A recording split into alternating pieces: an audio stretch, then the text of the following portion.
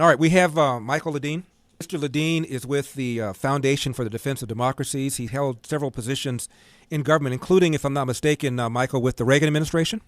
Yes, exactly.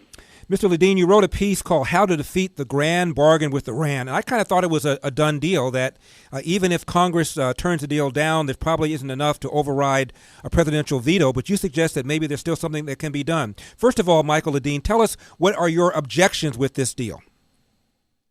Well, basically the deal consists of our paying Iran to kill Americans. So it's a really stupid deal.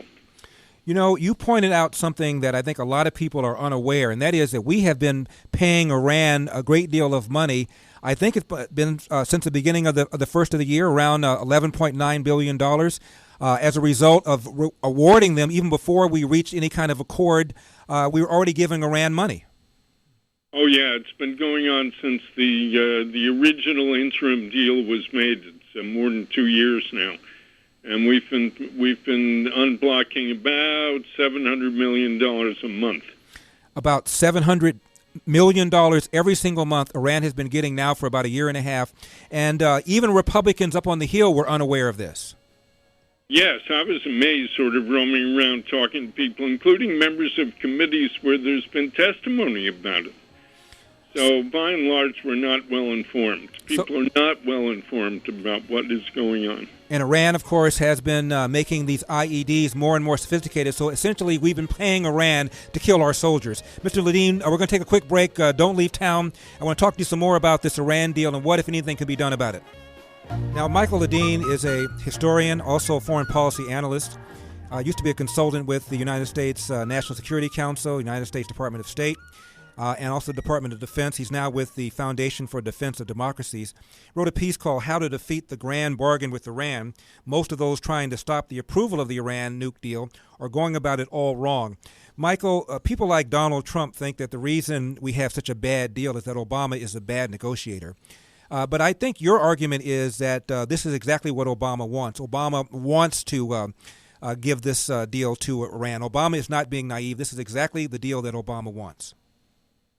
Yeah, I think Obama would give Iran any deal. Obama has desperately wanted to deal with Iran, a strategic alliance with Iran, since before he was president. He sent an emissary to Tehran during the presidential campaign of 2008 to tell them how wonderful life was going to be for them once he was elected. And those talks have gone on ever since. Michael, the former Secretary of Defense, Robert Gates, was asked by CBS, Bob Schieffer, why he thought Obama was doing this deal. And Gates said that Obama is doing this deal, Michael, with the hope that after 10 years of relief of economic sanction and wonderful prosperity, that Iran will turn away from their terrorism, turn away from their ideology, and become a responsible partner in the world community. Do you think that that is a fair analysis of what Obama wants to do? And by the way, Gates thought that that hope was unrealistic, but that's his analysis, that Obama believes that by reaching out with an unclenched fist, the Iranians will drop their terrorist activities.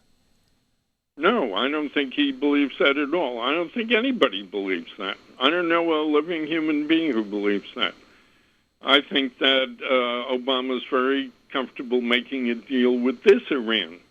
This is the Iran that he's tried to deal with. In fact, in 2009, when the streets of Iran were filled with demonstrators, more than demonstrated against the Shah, by the way, back at the time of the revolution in 1979, Obama sided with the regime. He could have supported the opposition, but he didn't. Mm-hmm. So all the evidence is that he's comfy with this regime. This regime is fine with him. And he wants to be their buddy, wants to be their ally. I use two metaphors talking about it. I don't know which one is right. One is the battered wife, because it seems not to matter how many times they call him names, insult him, spit in his face, walk away from deals, and so on. He keeps after them. And the other is the besotted adolescent who's fallen in love with some beautiful woman and just keeps running after her no matter what happens. But it's that sort of thing. He's got a real passion for it, which I don't get. and which I hope someday someone will explain to me. I'm talking to foreign policy analyst Michael Ledeen with the Foundation for the Defense of Democracies. Michael, if Iran is not stopped, and by the way, James Clapper, our top spy, the head of the National Intelligence Director, believes that Iran already has the capability, the capacity, the knowledge, the know-how to build a nuke, indeed to build several nukes. They just not have made the political decision to weaponize. Is that your analysis as well?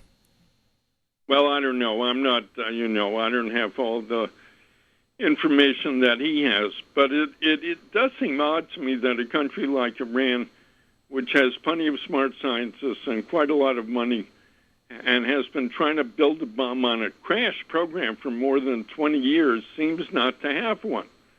How can that be? That's another one of those mysteries. Let me play you this brief exchange between Charlie Rose and James Clapper, Michael, and get your response to it.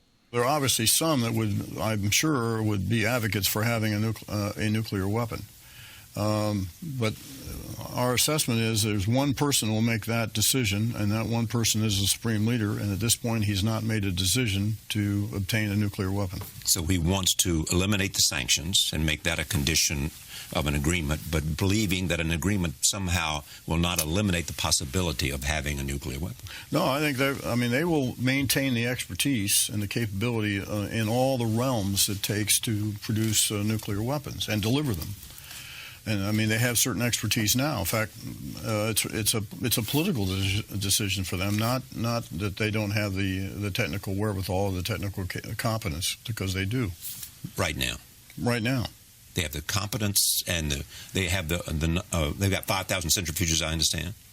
Well, I won't go into the numbers, but they have enough. They have enough centrifuges to make a nuclear weapon. Yes. Michael, your thoughts? Yeah, well, they have enough enriched uranium to make, never mind centrifuges, they have enough enriched uranium to make a weapon. They do want the money. And it just seems to me that the Supreme Leader, Ali Khamenei, is getting the best of everything right now, because what he really wants from us is money, and he's getting money. Sanctions are effectively over. That stuff we've been paying them, the $700 million a month, plus the whole world now assumes that sanctions are over, so people are flocking to Iran to make trade deals, and banks are going to reopen, and the key to this is to watch and see if they're permitted back into the SWIFT network, which is what they need in order to do oil sales effectively on the international market. That has not yet happened. According to the agreement, it'll be some time before that happens. But that's the key thing. Anyway, they're getting plenty of money. They haven't signed anything. Nobody has signed anything, by the way, which is what I predicted in the middle of the negotiations. I said there would be a no-deal deal. Iran doesn't want to sign an agreement with us. The Supreme Leader does not want to go down in history as the Grand Ayatollah who signs an agreement with the devil, which is what they call us. Mm-hmm. And they're getting everything they want anyway, so why should they make any compromises at all? I'm talking to foreign policy analyst Michael Ledeen with the Foundation for the Defense of Democracies.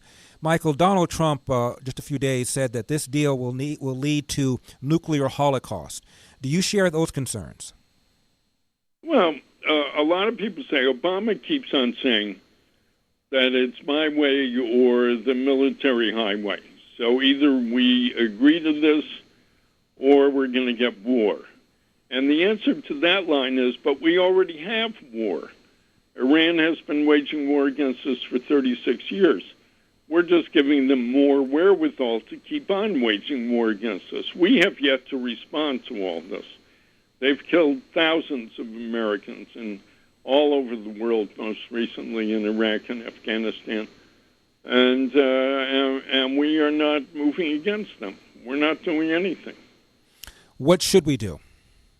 We should bring down the regime. We should support the Iranian opposition inside the country.